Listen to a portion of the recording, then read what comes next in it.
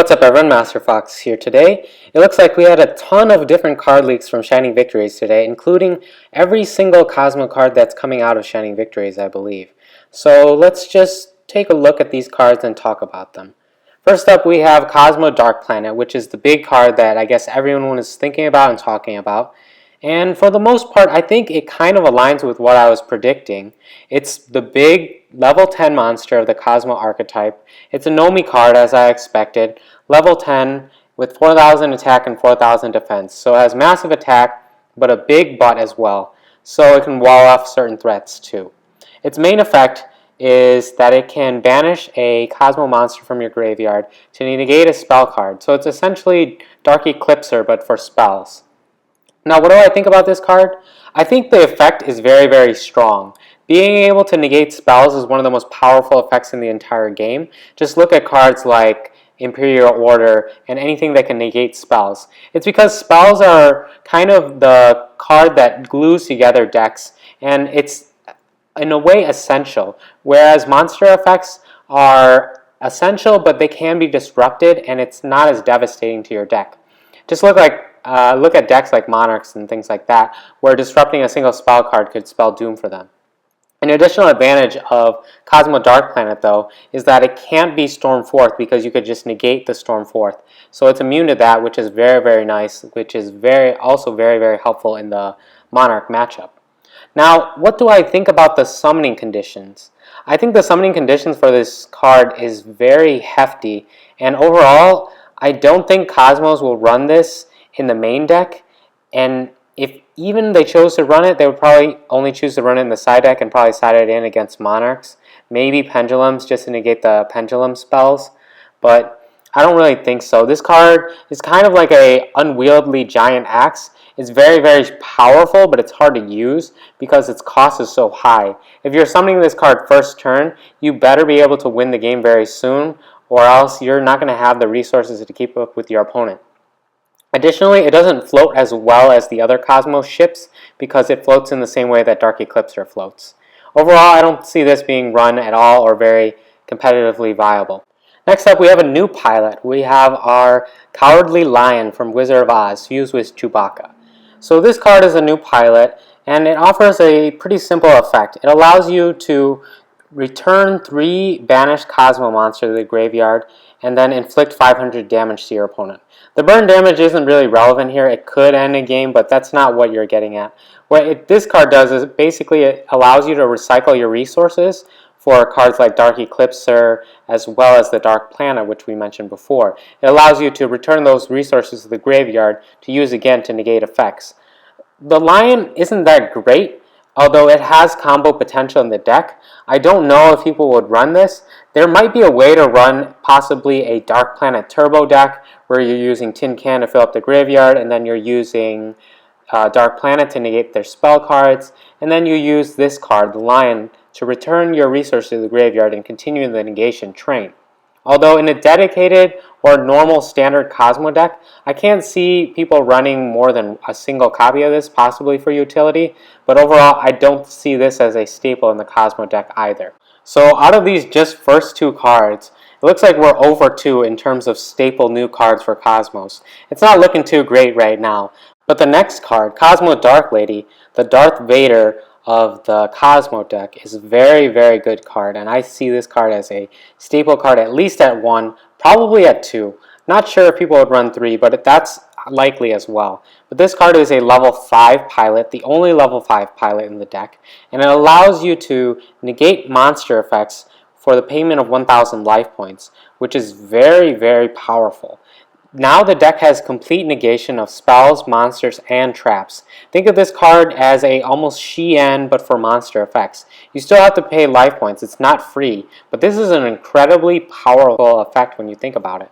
And the translation on the YGO organization website as well does not say whether the monster effect needs to be on the field or not, so I assume that the monster effect does not need to be in the field, meaning you can use this effect to negate the activation of hand traps and other things like that, which makes it all the better. Overall, this card will definitely be used in the Kozmo decks coming up with Shining Victories, so look out for this card. It's probably going to be pretty expensive as well. Our last monster card released for Kozmos in Shining Victories is Kozmo Walker. This is an interesting card. It has Monarch level stats basically, but it has an effect that is useful, although somewhat situational. I'm not sure whether this card will be used in Kozmo decks or not, but it definitely has its own utility. It allows you to prevent the destruction of your Kozmo cards, and based on the wording here, which I'll read to you guys, if one or more of your Kozmo cards would be destroyed by battle or an opponent's card effect, you can destroy a different Kozmo card you control instead. Just based on this wording, since it says if one or more of your Kozmo cards would be destroyed by battle or an opponent's card effect, you can do this instead. So based on this wording, it says one or more, meaning someone using a dark hole on your field, you could use this guy's effect and then prevent that dark hole from destroying all of your monsters by destroying a different card instead. I believe that's what the effect is, if I'm understanding this correctly, since it says if one or more. Because this effect is similar to the effects of the original Six Samurai, but the original Six Samurai I think specify a single card, so you can't use their effect to prevent the destruction of each other when you hit something like a Mirror Force. But I believe, I may be wrong on this, but I believe based on this wording of the translation that you can substitute destruction of multiple monsters on your side of the field with the destruction of a single monster using this Kozmo Walker's effect. Although I could be wrong, and maybe the translation is not exactly clear. But if it is the former, and you can prevent the destruction of all your monsters by just destroying a single monster using this card's continuous effect, this card could prove useful against things like Dark Hole, Raigeki, Torrential Tribute, and additionally a lot of people are saying that this card would be very useful against Utopia the Lightning since its effect is continuous and it's not activated. Overall, this card has definite potential. I can see this card being used as a single one-of in the Kozmo deck, possibly over Dogfighter, since Dogfighter doesn't offer as much utility as this card does. And I think this card will probably either replace Dogfighter or at least be used in the side deck against some decks that utilize massive field destruction. And for the last Kozmo support card, possibly ever, we have Cosmorning, which is a continuous trap card that is very, very good, and I could see this being a staple at 1 or 2 in Kozmo decks because it allows you to play around certain things that just really were hampering the deck before. This card allows you to send monsters that were destroyed by battle by Kozmo monsters you control to be shuffled back into the deck instead of being sent to the graveyard.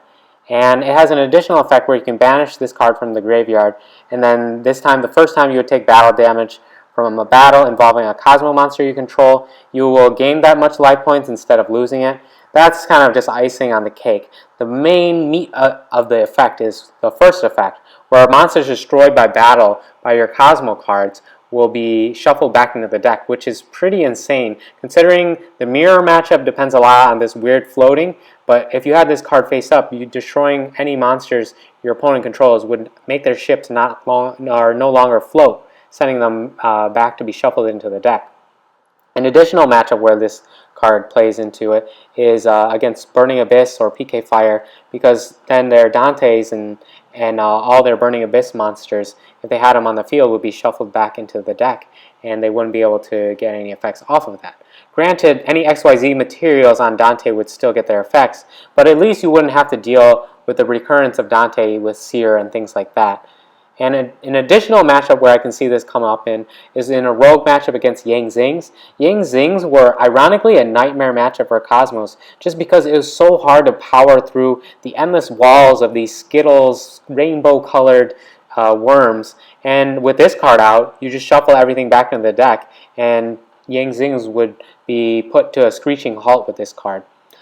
And another possible use for this, I'm not sure on the ruling, but I believe based on the wording, this would work against pendulum cards as well, because the pendulum monsters would be shuffled back into the deck instead of being sent into the extra deck. I believe this is what would be ruled with this wording, but I'm not entirely sure on that. We'll have to see the official translation in the future once it's released, but I believe that's another use of this. Overall, this card just is a very useful card in the main deck, and definitely in the side deck if people aren't using this card in the main deck, just because there are so many matchups across the game where this card can come up into play, and it just kind of shuts down a bunch of different decks. and it proves to be a very good utility card for Kozmos. Now overall, these Shining Victory support cards are very good, although they're still not the best set of Kozmos support cards I would say were ever released, but still, they had basically two very good cards in this set that we'll definitely see play. Kozmo Dark Lady for sure, and Cosmorning at least in the side deck. And there are a couple other different tech cards. Nothing in the set is actually really bad for Kozmos, which is a nice thing to say because with decks like Burning Abyss, some of the later cards just weren't that good. Things like Dragig and other cards like that. But with Kozmos, almost every single card in the archetype is good or useful in a certain way that can actually be used in the deck. So that's a good design process by Konami at least. Whether or not some of these cards are like way overpowered is a different topic to discuss. But only the real card that sticks out to me as overpowered in Kozmos is just Dark Destroyer. Everything else I think is pretty fair. The deck's problems aren't really fixed by any of these cards.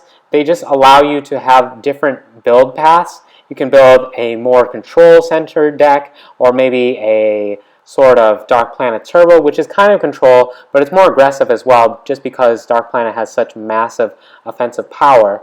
But Kozmos now have many different build paths. You can build in a couple different ways, which is kind of cool. I like decks that are versatile and can be built in different ways. Shadal's is one of these decks as well. Burning Abyss is another type of deck like that. And overall, I think Kozmos are a very well-designed archetype, and additionally, they have very nice artwork too. I would have to give Konami a big kudos for just the design in the style and the combination between Wizard of Oz and Star Wars with this archetype. I'm not even that big of a fan of Star Wars or Wizard of Oz, but in combining them, I just find this artwork and the stylistic approach of the deck is very appealing. So that's pretty much it for this video. Tell me what you guys think in the comments section below. Give this video a thumbs up, and I will see you guys in my next video. Thank you.